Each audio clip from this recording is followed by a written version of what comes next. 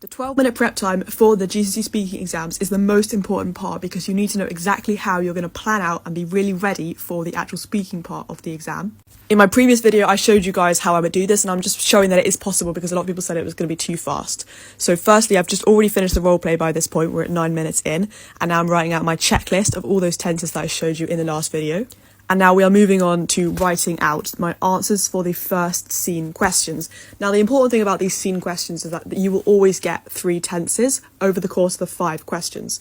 So here, I see that I have a present tense, and I have a conditional tense, which is kind of like future. So I know that one of the unseen questions is going to be a past tense, and that's really important for later, once I've finished writing out my responses. So as you can see here, I'm just going through, and as I write things, I'm checking off my tick list so that I know that I've included all of the great structures that I want to include.